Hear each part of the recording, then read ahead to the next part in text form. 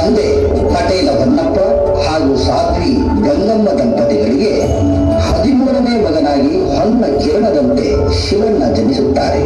ಹೊನ್ನಪ್ಪನವರು ಶ್ರೀಮಂತರಾಗಿದ್ದರಲ್ಲದೆ ಕೃಷಿ ಕಾಯಕ, ಅನ್ನ ಸಂತರ್ಪಣೆ, ಕಾವ್ಯ ಪಠಣ ಇಂಥ ಕಾರ್ಯಗಳಿಂದ ಜನಪ್ರಿಯರಾಗಿರುತ್ತಾರೆ.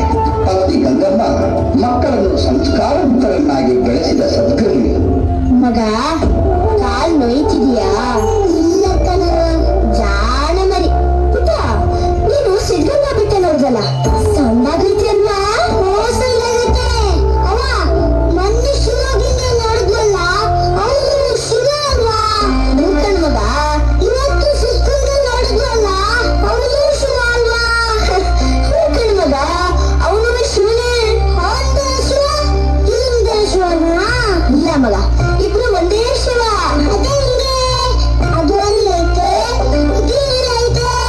ಮಗ, ಶಿವ ಅಲ್ಲಿರ್ತಾನೆ, ಇಲ್ಲಿರ್ತಾನೆ, ಎಲ್ಲರೂ ಇರ್ತಾನೆ.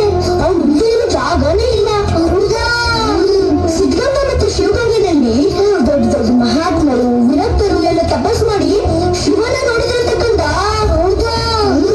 ಅದಕ್ಕೆ ಮಗ, ನಾವ್ ಆಗಾಗ ಅಲ್ಲಿಗೆ ಹೋಗ್ತಿರ್ಬೇಕು. ಹೌದಾ? ಆಗ ನಮಗೂ ಪುಣ್ಯ ಬರ್ತೈತೆ.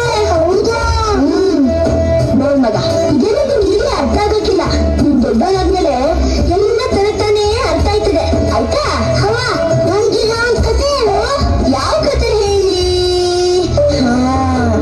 ಇವತ್ ನಾವು ಸಿದ್ಧಗಂಗಾ ಬೆಟ್ಟಕ್ಕೆ ಹೋಗಿದ್ವಲ್ವಾ, ಅಲ್ಲಿ ನಮ್ ಗಂಗಾ ಬೆಟ್ಟ ನೋಡಿದ್ವಲ್ವಾ, ಅವಳಲ್ಲಿ ಹೇಗ್ ಬಂದ್ಲು, ಆ ಬೆಟ್ಟಕ್ಕೆ ಸಿದ್ಧಗಂಗಾ ಅಂತ ಹೆಸರು ಹೇಗ್ ಬಂತು ಅನ್ನೋ ಕತೆ ಹೇಳ?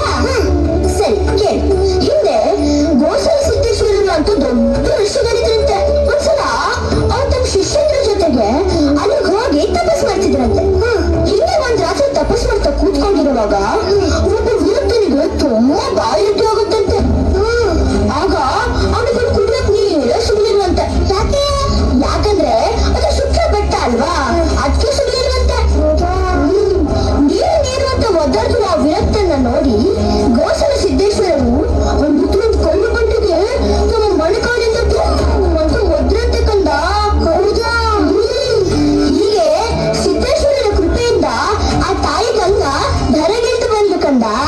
ಸಿದ್ಧರ ಕೃಪೆಯಿಂದ ಆ ಬೆಟ್ಟದಲ್ಲಿ ನೀರು ಉದ್ಭವವಾಗಿದ್ದಕ್ಕೆ ಸಿದ್ಧಗಂಗಾ ಅಂತ ಹೆಸರು ಬಂತಂತೆ. ಹೌದಾ? ಹೀಗೆ ತಂದೆ ತಾಯಿಯರ ಅಕ್ಕರೆಯಲ್ಲಿ ಬೆಳೆಯುತ್ತಿದ್ದ ಬಾಲಕ ಶಿವಣ್ಣನಿಗೆ ಆಘಾತಕಾರಿ ಘಟನೆಯೊಂದು ಕಾದಿತ್ತು. ಅದುವೇ ತಾಯಿ ಗಂಗಮ್ಮಳ ಸಾವು. ತಾಯಿಯನ್ನ ಕಳೆದುಕೊಂಡ ಶಿವಣ್ಣ ತಂದೆ ಮತ್ತು ಅಕ್ಕನ ಆರೈಕೆಯಲ್ಲಿ ಕನ್ನಡ ಮತ್ತು ಇಂಗ್ಲಿಷ್ ಲೋಯರ್ ಸೆಕೆಂಡರಿ ಪರೀಕ್ಷೆಯಲ್ಲಿ ಉನ್ನತ ಶ್ರೇಣಿಯಲ್ಲಿ ತೇರ್ಗಡೆಯಾಗಿ 1922ರಲ್ಲಿ ತುಮಕೂರಿಗೆ ಬಂದ ಶಿವಣ್ಣ ಅಲ್ಲಿನ ಸರ್ಕಾರಿ ಹೈಸ್ಕೂಲಿಗೆ ಸೇರಿ ಒಂದು ಕೊಠಡಿಯನ್ನು ಬಾಡಿಗೆಗೆ ಹಿಡಿದು ತಾವೇ ಅಡಿಗೆ ಮಾಡಿಕೊಂಡು ಊಟ ಮಾಡುತ್ತಾ ಹೈಸ್ಕೂಲ್ ವಿದ್ಯಾಭ್ಯಾಸ ಮುಂದುವರಿಸುತ್ತಾರೆ. ಆದರೆ ಅವರಿಗೆ ಒದಗಿದ ಆರ್ಥಿಕ ಸಂಕಷ್ಟದಿಂದ ಸಿದ್ಧಗಂಗಾ ಮಠದಲ್ಲಿ ಉದ್ಧಾನಯತಿಗಳು ಆರಂಭಿಸಿದ್ದ ವಸತಿ ಶಿಕ್ಷಣ ಪಡೆಯಲು ಮಠಕ್ಕೆ ಆಗಮಿಸುತ್ತಾರೆ. ಅಜ್ಜಾರ್ಗೆ ಅಡ್ಬಿದ್ದೆ. ನನ್ನ ಹೆಸರು ಶಿವಣ್ಣ. ಮೆಟ್ರಿಕ್ಯುಲೇಷನ್ ಮುಗಿಸಿದೀನಿ. ಮುಂದೆ ಓದ್ಬೇಕು ಅಂತ ಬಹಳ ಆಸೆ ಇದೆ. ಅದಕ್ಕೆ ನಿಮ್ ಮಾಸ್ಟರ್ ಕೇಳ್ಕೊಂಡ್ ಬಂದೆ. ಇರಾಕ್ ಸ್ವಲ್ಪ ಅವಕಾಶ ಕೊಟ್ರೆ ಆ ಸಿದ್ಧಗಂಗಾ ನಿನಗೆ ಒಳ್ಳೇದ್ ಮಾಡಿ. ಮುಂದೊಂದ್ಸಲ ನೀನ್ ಇಲ್ಲಿ ಬಂದಿದ್ದೆ ಅಲ್ವಾ? ಬಾ ಶಿವಣ್ಣ, ಇಷ್ಟೆಲ್ಲ ಎಲ್ಲಿದ್ವ ನೀನು? ಬಾ ಕುಳಿತ್ಕೋ. ನಿನ್ನನ್ನೇ ಎದುರು ನೋಡ್ತಿದ್ದೆ. ತಗೋ, ಹಿಡಿದ್ನ, ಚೆನ್ನಾಗಿ ಓದು. ಮಹಾಪ್ರಸಾದ. ಹೀಗೆ ಮಠಕ್ಕೆ ಪ್ರವೇಶ ಪಡೆದ ಶಿವಣ್ಣ ತನ್ನ ನಡವಳಿಕೆಯಿಂದ ಮಠದ ಅಂದಿನ ಉತ್ತರಾಧಿಕಾರಿಯಾಗಿದ್ದ ಶ್ರೀ ಮರುಳಾರಾಧ್ಯರ ನೆಚ್ಚಿನ ಶಿಷ್ಯನಾಗಿ ಹೈಸ್ಕೂಲ್ ಶಿಕ್ಷಣವನ್ನು ಮುಗಿಸುತ್ತಾರೆ. ನಂತರ ಬೆಂಗಳೂರಿನ ಸೆಂಟ್ರಲ್ ಕಾಲೇಜಿನಲ್ಲಿ ಪದವಿ ವ್ಯಾಸಂಗ ಮಾಡುತ್ತಿದ್ದಾಗ 1930 ಜನವರಿ 16ರಂದು ಮಠದ ಉತ್ತರಾಧಿಕಾರಿಗಳಾದ ಶ್ರೀ ಮರುಳಾರಾಧ್ಯರು ಹಠಾತ್ ಲಿಂಗೈಕ್ಯರಾದರೆಂಬ ಸುದ್ದಿ ತಿಳಿದು ಮಠಕ್ಕೆ ಧಾವಿಸುತ್ತಾರೆ. ಆಗ ಅಜ್ಜರ್ಗೆ ಅಡ್ಬಿದ್ದೆ. ಆ ಶಿವಣ್ಣ, ಮರುಳಾರಾಧ್ಯರ ನಂತರ ಮಠದ ಉತ್ತರಾಧಿಕಾರಿಗಳು ಯಾರೆಂದು ನಾವು ಜನಾಭಿಪ್ರಾಯವನ್ನು ಸಂಗ್ರಹಿಸಿದಾಗ ಎಲ್ಲರೂ ನಿನ್ನ ಹೆಸರನ್ನೇ ಸೂಚಿಸಿದ್ದಾರೆ. ಸಿದ್ಧಗಂಗನ ಪ್ರೇರಣೆಯೂ ಅದೇ ಆಗಿದೆ. ನಿನ್ನ ಅಭಿಪ್ರಾಯವೇನು? ಗುರುಗಳ ಆಜ್ಞೆ. ನಾನು ತಯಾರಿದ್ದೇನೆ.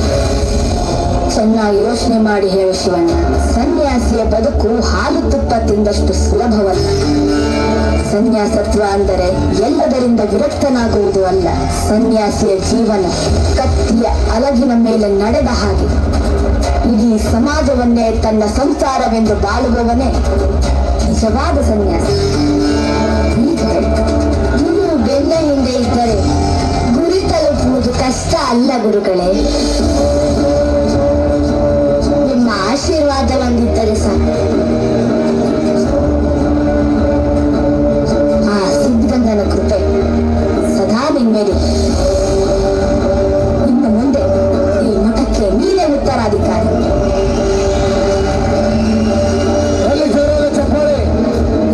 ಶಿವಣ್ಣ,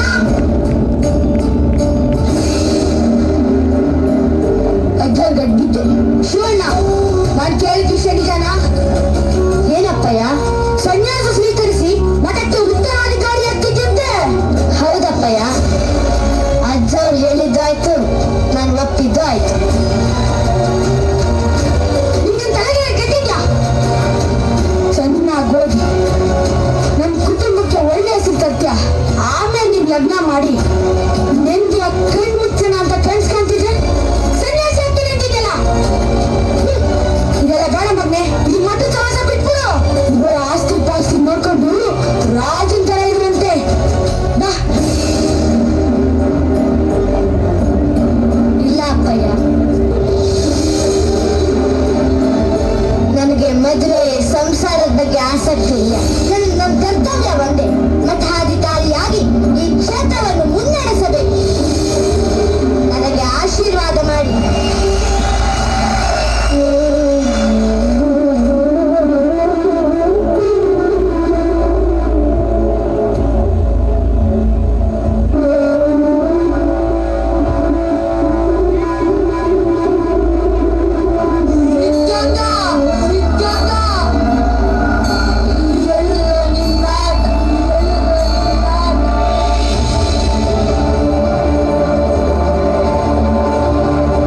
ಶಿವಣ್ಣ, ಇನ್ನೊಂದ್ಸಲ ಸರಿಯಾಗಿ ಯೋಚನೆ ಮಾಡಿ. ನಾನು ನಿರ್ಧಾರ ಮಾಡಿದ್ದೀನಿ ಗುರುಗಳೇ. ನನಗೆ ವಿದ್ಯುಕ್ತವಾಗಿ ಈಗಲೇ ದೀಕ್ಷೆ ಕೊಡಿ. ಇಲ್ಲವೆಂದರೆ ಸಂಬಂಧಿಕರ ಕಾಟ ತಪ್ಪುವುದಿಲ್ಲ.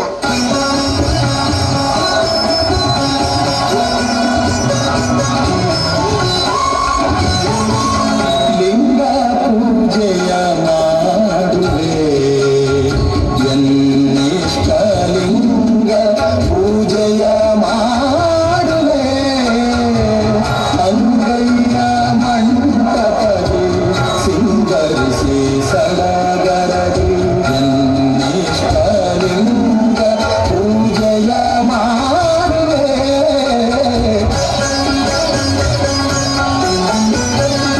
ಹೊತ್ತು ಹುಟ್ಟದ ಮುನ್ನ ಮೇಲೆತ್ತು ಮೈ ಬಳೆದು ಬಿತ್ತರದ ನೊಸನಲ್ಲಿ ಭಸ್ಮಲೇಪನಗೈದು ಕತ್ತಿನೊಳು ರುದ್ರಾಕ್ಷ ಮಾಲೆಯನ್ನು ಸಲೆ ತಳೆದು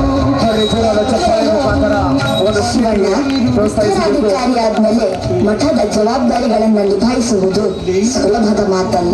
ಅನ್ನದಾಸೋಹ, ಶಿಕ್ಷಣದ ಎಲ್ಲಾ ಜವಾಬ್ದಾರಿಗಳನ್ನ ನೀವೇ ಹೊರಬೇಕು. ಅದಕ್ಕೆ ನಮ್ಮ ಕಡೆಯಿಂದ ಯಾವುದೇ ಸಹಾಯ ಸಿಗುವುದಿಲ್ಲ. ಹಸಿದಾಗ ಅನ್ನ ನೀಡುವಾತ ದಾನಿಯಲ್ಲ, ದಾಸನಾಗಿ ಉಣಬಡಿಸುತ್ತಾನೆ. ಬಡವರಲ್ಲಿ ದೇವರನ್ನು ಕಾಣುವ ಪರಿಪಾಠವಿದು. ಹೀಗಂತೆ ಅನ್ನ ಬಸವಣ್ಣನವರು ಹೇಳಿದ್ದಾರೆ. ಅದರಂತೆ ನಾನು ನಡೀತೀನಿ. ನಿಮ್ಮ ಆಶೀರ್ವಾದ ನನ್ನ ಮೇಲಿರಲಿ. ಶಿವಣ್ಣ, ತಗೋ ಅನ್ನದಾಸೋಹ, ಜ್ಞಾನದಾಸೋಹ. ಬೇಡಿ ಬಂದವರಿಗೆ ಆಶ್ರಯ ಎಂದಿಗೂ ನಿಲ್ಲಿಸಬೇಡ. ತಗೋ.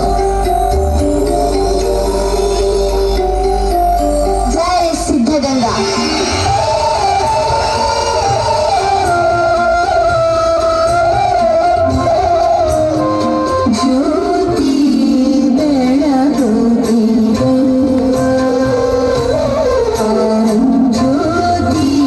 ಜೈ ಸಿದ್ಧಗಂಗಾ.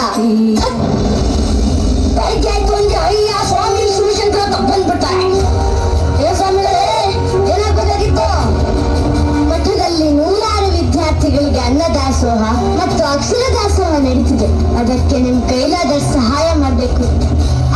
ಸಿದ್ಧಗಂಗಾ ನೀವು ಒಳ್ಳೇದ್ ಮಾಡ್ತಾನೆ. ಹಂಗತ್ತ ನಾನು ನಿಮ್ಗೆ ಏನಾದ್ರು ಸಹಾಯ ಮಾಡಿದ್ರೆ ನನ್ನ ಮಗ ಅನಂದನೇ ಮನೆಯಿಂದ ಹೊರಗಡೆ ಹಾಕ್ತಾನೆ.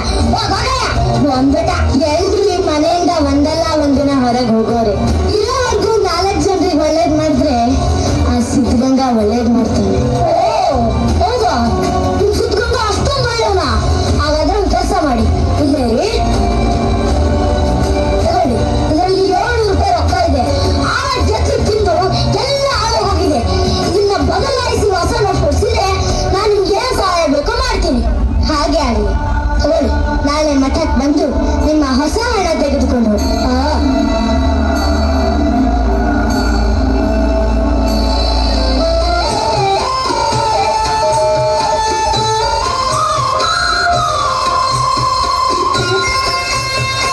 ಸ್ವಾಮಿಗಳಿಗೆ ಅಡ್ಬಿದ್ದೆ. ಚಿಕ್ಕಣ್ಣ, ನಿಮ್ಮಿಂದ ಎದುರು ಮಾಡ್ತಾ ಇದ್ದೆ. ಅವತ್ತು ಯಾಕೆ ಬರ್ಲಿಲ್ಲ? ಬರ್ಬೇಕಿತ್ತಲ್ಲ. ಇರ್ಲಿ, ತಗೊಳ್ಳಿ. ಯಾಕೇನಾಯ್ತು? ಇದು ನೀವು ಅವತ್ತು ಹಣ ಬದಲಾಯಿಸ್ಕೊಡಿ ಅಂತ ಕೊಟ್ಟಿದ್ರಲ್ಲ, ಅದನ್ನ ಬದಲಾಯಿಸಿದ್ದೀನಿ, ತಗೊಳ್ಳಿ. ಬೇಡ ಸ್ವಾಮಿ, ನಾನಿನ್ನ ಪರೀಕ್ಷೆ ಮಾಡಿ ನಿಮ್ಮ ಮನಸ್ಸನ್ನು ವಹಿಸ್ಬಿಟ್ಟೆ. ಹುಡ್ತಾಗಿಂದ ಇಲ್ಲಿವರೆಗೊಬ್ಬರು ತಿನ್ನೋ ಕೊಡ್ಲಿಲ್ಲ, ಉಣ್ಣೋ ಕೊಡ್ಲಿಲ್ಲ. ಬಡ್ಡಿ ಓರದಲ್ಲಿ ಗಂಟಿಗೆ ಗಂಟು ಮಾಡಿ ಹಣ ಕೂಡಿಟ್ಟೆ ಹೊರತು ಜನಗಳ ಪ್ರೀತಿ ಸಂಪಾದನೆ ಮಾಡಲಿಲ್ಲ. ಇವತ್ತು ನನ್ನ ಹೆಂಡತಿ, ಮೊಮ್ಮಕ್ಕಳು, ಸಂಬಂಧಿಕರು ಎಲ್ಲ ನಮ್ ಬಿಟ್ಬಿಟ್ಟು ದೂರ ಹೊರಟೋದು. ಅವರೇ ಇಲ್ಲ ಅಂದ್ಮೇಲೆ ಈ ಹಣ ಇಟ್ಕೊಂಡು ನಾನೇನ್ ಮಾಡ್ಲಿ ಸ್ವಾಮಿ? ತಗೊಳ್ಳಿ, ಇದರಲ್ಲಿ 40 ರೂಪಾಯಿ ಇದೆ. ಇದನ್ನ ನಿಮ್ಮ ಮಠದ ಕಾರ್ಯಗಳಿಗೆ ಒಪ್ಪಿಸ್ಕೊಂಡು ನಂಗೆ ಸಿದ್ಧಗಂಗಾ ಸೇವೆ ಮಾಡಕ್ಕೆ ಅವಕಾಶ ಕೊಡಿ ಸ್ವಾಮಿ. ಕೊಟ್ಟಿದ್ದು ತನಗೆ, ಬಚ್ಚಿಟ್ಟಿದ್ದು ಪರರಿಗೆ. ತಿಳಿದವ್ರು ಹೇಳ್ತಾರೆ ಮಹಾದಾನಿ ಅಂದ್ರೆ ಕೃಪಣ ಅಂತ. ಚಿಕ್ಕಣ್ಣ, ನೀನು ಇಂದಿನಿಂದ ಇಲ್ಲೇ ಇರ್ಬಹುದು. ಹೇಳು, ಮೇಲೇಳು. ಮಹಾಪ್ರಸಾದ, ಮಹಾಪ್ರಸಾದ. ಸ್ವಾಮಿ, ನಾನು ಕೊಡೂರ್ಕೆ ಹಳ್ಳಿಯಿಂದ ಬರ್ತಿದ್ದೀನಿ. ನನಗೆ ನನ್ನವರು ಅಂತ ಹೇಳ್ಕೊಳ್ಳೋರು ಯಾರು ಇಲ್ಲ. ಈ ಜೀವ ಬಯಸೋದು ಒಂದು ತನ್ನ ಇರಕ್ಸೋ ಜಾಗ, 4 ಒಳ್ಳೆ ಮಾತು. ಅದು ನಂಗೆ ಯಾರೆಂದ್ರೂ ಸಿಗಲಿಲ್ಲ. ಎಲ್ಲಾದ್ರೂ ಸಿಗುತ್ತೆ ಅಂತ ಬಂದಿದ್ದೀನಿ. ದಯವಿಟ್ಟು ಇದ್ರಲ್ಲಿರೋ ಹಣನ ಒಪ್ಪಿಸ್ಕೊಂಡು ನಂಗೆಲ್ಲಿರೋ ಜಾಗ ಕೊಡಿ ಬುದ್ಧಿ. ನನ್ ಕೊನೆ ಉಸಿರಿರೋವರೆಗೂ ಆ ಸಿದ್ಧಲಿಂಗೇಶ್ವರನ್ ಸೇವೆ ಮಾಡ್ಕೊಂಡು ನನ್ ಪ್ರಾಣ ಬಿಡ್ತೀನಿ ಸ್ವಾಮಿ. ದೇಹಿ ಅಂತ ಯಾರೇ ಬಂದ್ರು ಈ ಸಿದ್ಧಗಂಗಾ ಮಠ ಅವರನ್ನ ದೂರ ತಳ್ಳಲ್ಲ. ನಿಮ್ಮೆಲ್ಲರ ಮೇಲೆ ಸಿದ್ಧಗಂಗಾ ಹಾಗೂ ನಮ್ಮ ಗುರುಗಳು ಉದ್ಧಾರತಿಗಳ ಕೃಪೆಯಾಗಿದೆ. ಅದರಿಂದಲೇ ನೀವು ಬಂದಿದ್ದೀರಾ ಅಷ್ಟೇ. ಬೇರೆ ಆಗ್ಲಿಕ್ಕೆ ನಾನು ಯಾರು? ನಾನು ಕೂಡ